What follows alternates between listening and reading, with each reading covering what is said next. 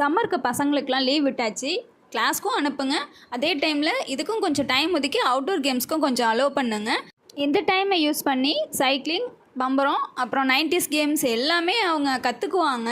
இப்போல்லாம் 90s games சுத்தமாக மறந்து போச்சு. அதெல்லாம் அவங்க ட்ரை பண்ண ஆரம்பிச்சிருவாங்க. ஸோ அதுக்கு அலோவ் பண்ணுங்கள்.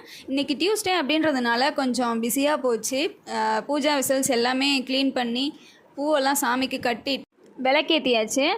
2 நாளாக எங்களுக்கு வாஷிங் மிஷின் ப்ராப்ளம். ஸோ அதனால் கையிலே துவைக்க வேண்டிய பிரச்சனை இருந்தது. அதனால் கையில் துவைச்சி மாடியில் போய் காய வச்சு எடுத்தாச்சு. டெம்பரேச்சர் ஹெவியாக இருந்தது. ஸோ துணியெல்லாம் 1 ஹவர்க்குள்ளேயே காஞ்சிருச்சு.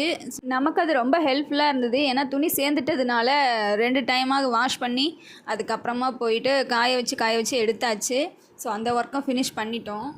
பூஜா வெசல்ஸ் வீக்லி ஒன்ஸ் கண்டிப்பாக நான் க்ளீன் பண்ணிவிடுவேன். ஏன்னா பிளாக் ஆகிடுச்சுன்னா விளக்கெதுறதுக்கே நல்லா இருக்காது. ஸோ வீக்லி ஒன்ஸ் கண்டிப்பாக வாஷ் பண்ணிடுவேன். நாளைக்கு கிருத்திகை, அதனால் இன்றைக்கே நான் வாஷ் பண்ணி வச்சிட்டேன்.